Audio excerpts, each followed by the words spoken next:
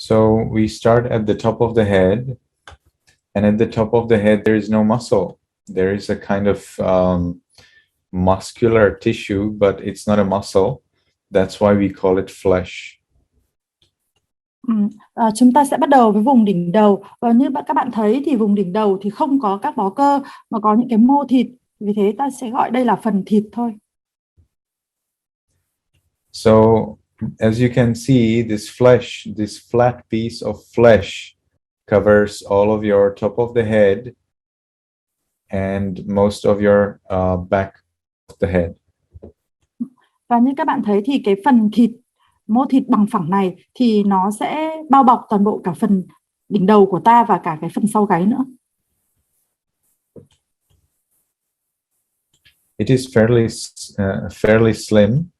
You can see that it is fairly slim, and it protects up to some extent. It protects the skull.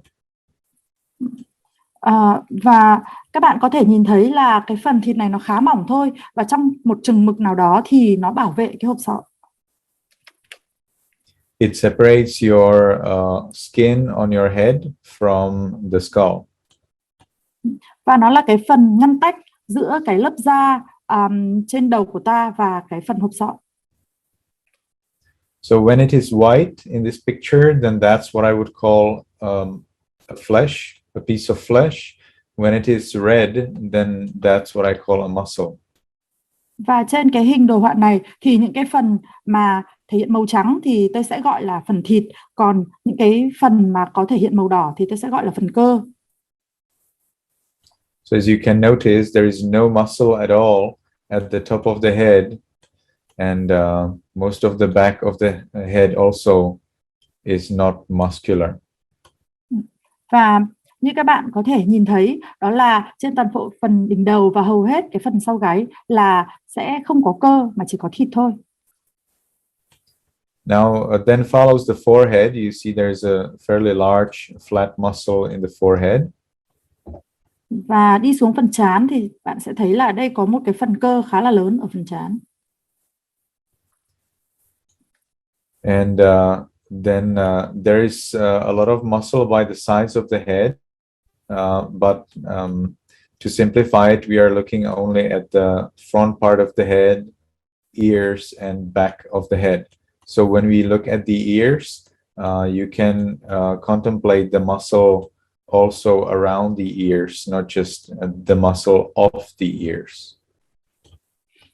Và như các bạn thấy thì ở hai bên đầu thì cũng có khá là nhiều phần cơ. Thế nhưng mà để giản lược đi thì chúng ta sẽ chỉ quan sát là từ phần trán sang tai và sang đằng sau đầu. Như vậy khi mà ta nói đến cái phần tai thì ta sẽ có ý là cả những cái phần cơ ở vùng mang tai, chứ không phải là mỗi cái cơ ở trên tai.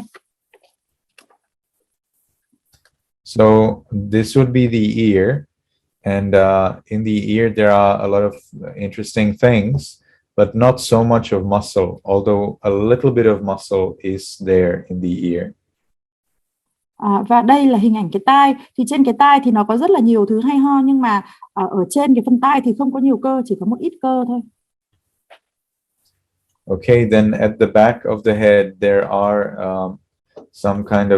is some kind of muscular tissue, and of course there starts the huge trapezius muscle, which is the muscle of the back, of the upper back. Và đi ra cái phần đằng sau đầu thì ở đây có những cái mô cơ, và xuống cái phần gáy thì có một cái phần cơ khá là rộng. Okay, then let's look at the eyes. So when we consider the muscle, the flesh of the eyes, we consider the muscle that surrounds the eyes, then the eyelids. Both of them are circular, and then behind those eyelids, we will see that the eyeballs, they are controlled by further strands of muscle. Và Sang đến vùng mắt thì ta thấy là có những cái phần cơ ở cả quanh mắt và những cái phần cơ ở mí mắt. Cả hai cái phần cơ này thì nó đều có cái dạng là vòng tròn. Còn ở đằng sau mí mắt ta có thể thấy là cái nhãn cầu của ta được điều khiển bởi một cái nhánh cơ. Yeah, this flat thing is also a muscle. Cái phần bằng phẳng này thì cũng là cơ. All right, so if you can hopefully see that the muscles one way or another meet at the end behind the eyeball. So when we work with the muscles of the eye, we work with the muscles around and over and behind. Và hy vọng các bạn thấy là cái phần nhánh cơ này thì nó gặp nhau ở phía sau nhãn cầu. Như vậy khi mà ta quan sát đến cái phần mắt thì ta sẽ quan sát cả cái bó cơ quanh mắt, mí mắt và ở cả đằng sau nhãn cầu. Then we have muscles of the nose. So here is one muscle, here is a pair muscle. These muscles, for example, allow you to extend and distend, right? Và extend your nostrils and allow them to return back to their previous form. So these are the muscles you use for that.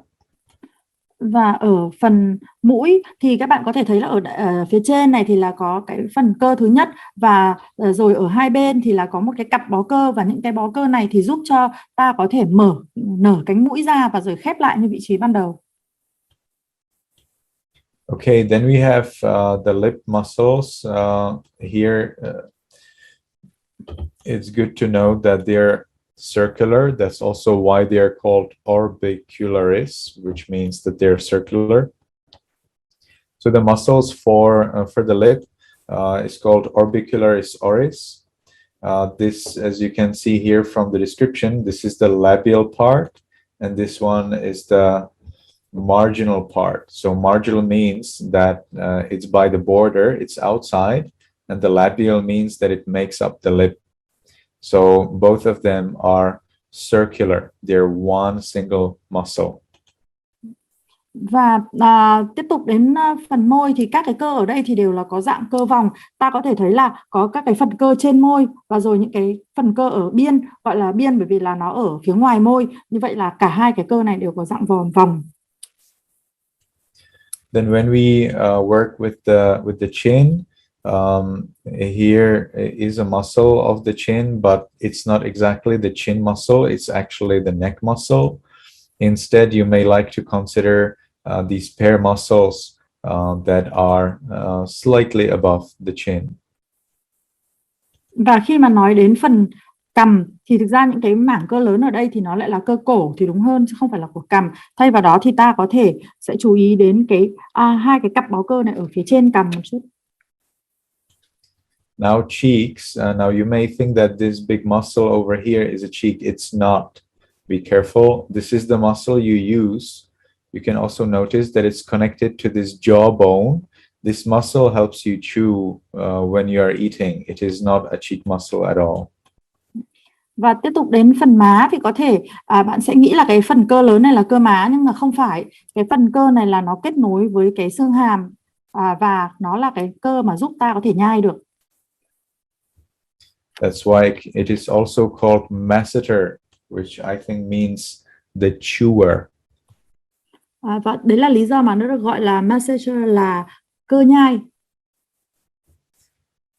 All right, and then we have cheek muscles. I suppose that this one and then this one are the only candidates for being cheek muscles. Và khi mà nói đến cơ má thì tôi nghĩ là hai cái phần cơ này thì là hai cái ứng viên duy nhất mà phù hợp để gọi là cơ má. So then let's move on to the neck. So neck is a little bit complicated.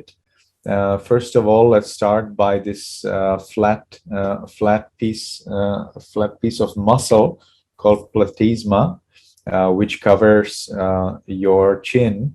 One portion, there are two. You see they're exactly the same. So it covers the chin and the neck and a portion of the breast. It covers the collarbone.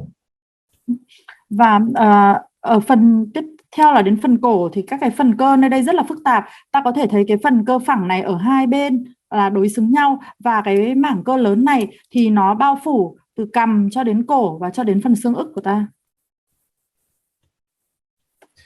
Okay, so if we hide this muscle, we will see what's under it. And there is a long string muscle, which starts from behind the ear, and it continues over the neck and ends close to the chest. Và nếu mà ta bóc cái lớp cơ vừa mới nói xong thì ta sẽ thấy là ở bên trong nó có một cái cơ dạng dải kéo từ sau tai cho đến phần cổ và đến phần ngực, gần ngực. So it is the same on the left and on the right with these neck muscles. Và cái cơ cổ dạng dải này thì là hai bên trái và phải thì giống nhau.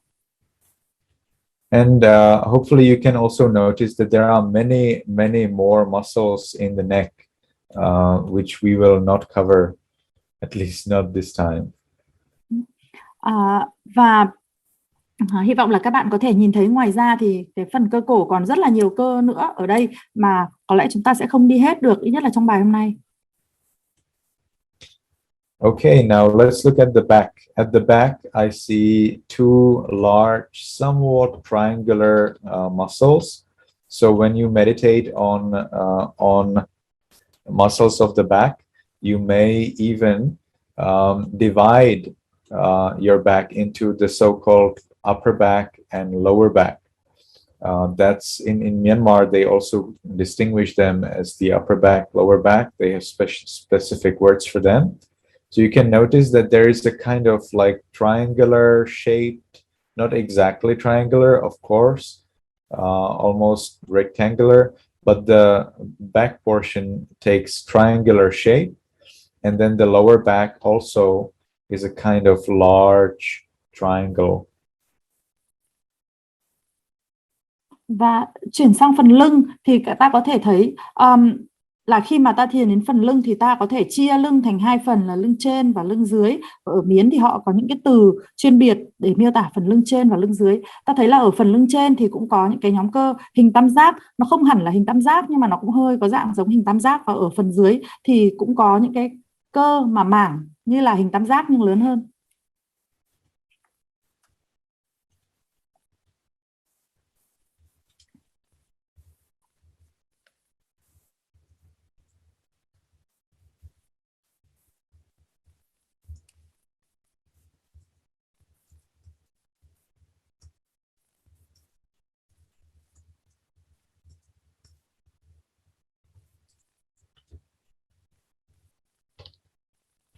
All right.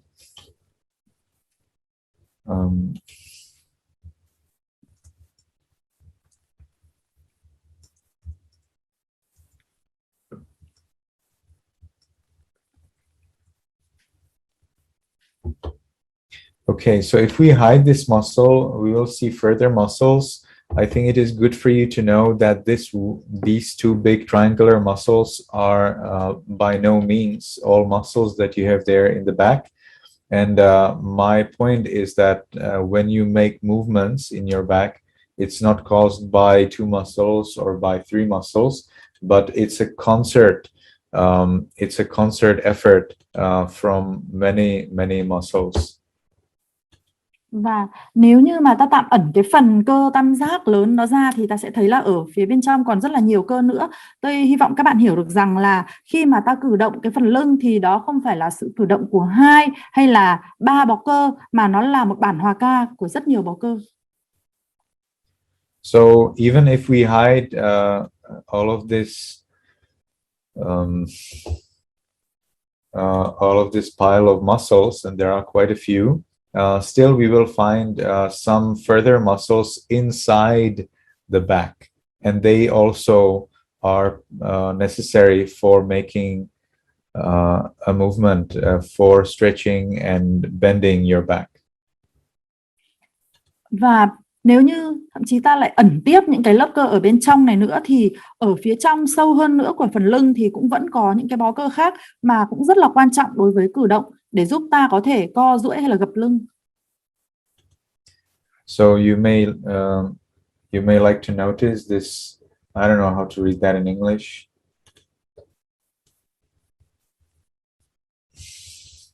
Psoas. They read it psoas. It's written as Psoas. Psoas minor. So these are the psoas muscles. They're inside the back, and they are essential for making movements of your back. So it's not just about the muscles on the back, but also inside, basically inside your body. Look at that. Và như vậy là ở đây còn có một cái phần cơ dạng giải nữa. Lúc nãy sư tra cái từ tiếng Anh là psoas đó. Thì cái phần giải cơ này mặc dù là nó ở rất là sâu phía bên trong lưng nhưng mà nó cũng là quan trọng đối với cái sự chuyển động của phần lưng. All right, so that's for the back. Then we can look at the hands and arms. So we have the deltoid muscle for the shoulder. Then you have there's some biceps, triceps. There is basically no separate muscle for your elbow, but other muscles are arriving at the elbow. So when you're working with the elbow, you actually happen to consider all of the muscles of the arm. Và tiếp theo là đến phần cánh tay thì nó có phần cơ delta và những cái bó cơ mà đi về thành cặp 2 hoặc là 3, bó cơ 1 có những cái nhóm cơ như vậy, và còn vài nhóm cơ nữa nó kéo dài đến phần khuỷu tay. Như vậy là khi mà ta quan sát đến phần khuỷu tay thì ta sẽ quan sát đến những cái bó cơ này. So then there is a number of muscles at the forearm. Again, we don't see any muscles at the wrist, but many of the muscles arrive at the wrist or they pass the wrist. So when we consider the wrist, we consider these muscles that arrive there. Và còn rất là nhiều những cái bó cơ ở phía cánh tay dưới, và mặc dù là ta thường không có để ý đến những cái cơ ở phần cổ tay, thế nhưng có những cái bó cơ mà nó chạy đến phần cổ tay và có những cái bó cơ mà nó chạy qua cả phần cổ tay, và khi quan sát phần cổ tay thì ta sẽ chú ý đến những cái phần cơ này. Then we see here quite a lot of flesh in the palm, and I would like to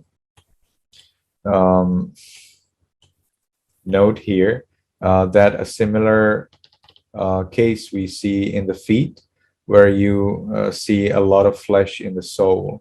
So like you have a lot of flesh in the soles, there's a lot of flesh in the palms. And you may like to consider that similarity when you meditate on the palms.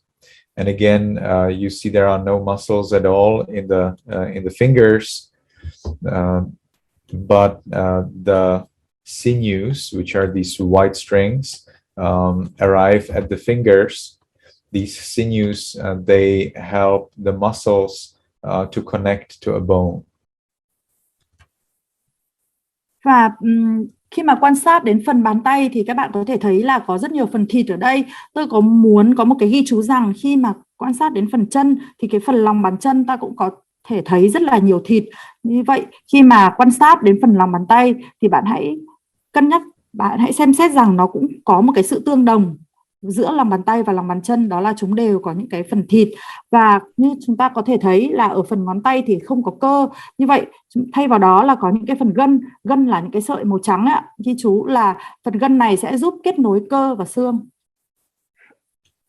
So then we are looking at the chest muscles, so-called pectoralis major, and there is not just the pectoralis major muscle, but there are quite a few others.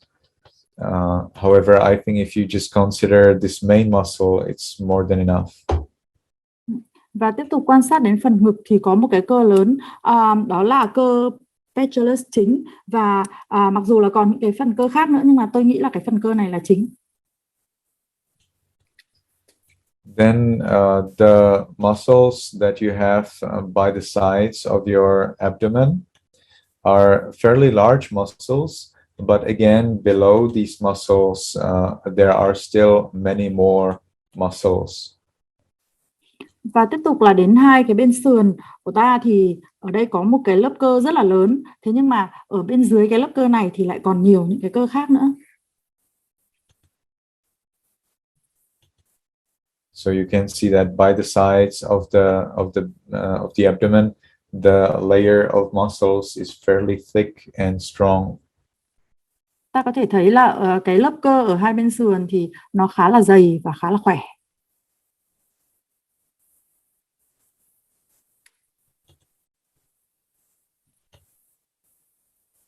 All right. However, the muscle that covers the center of your abdomen is not so thick at all. Tuy nhiên cái phần cơ mà bao phủ cái phần trung tâm của bụng thì nó lại không quá dày như vậy.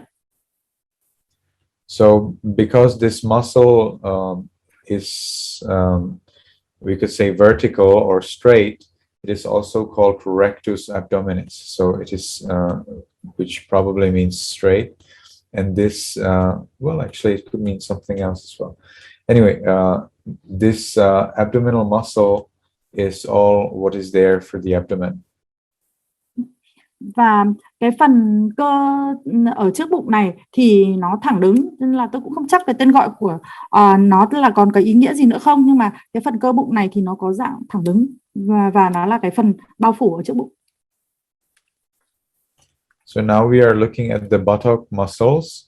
They are fairly large and strong muscles. Và bây giờ ta quan sát đến phần cơ mông thì ở đây có một cái khối cơ khá là lớn và khỏe. And there are still many more muscles that that are needed for operating the legs, the hips. Và còn nhiều những cái bó cơ khác nữa cũng cần thiết để mà có thể vận hành được phần chân và phần hông. So let's look at them from inside. Bây giờ ta sẽ quan sát chúng từ bên trong.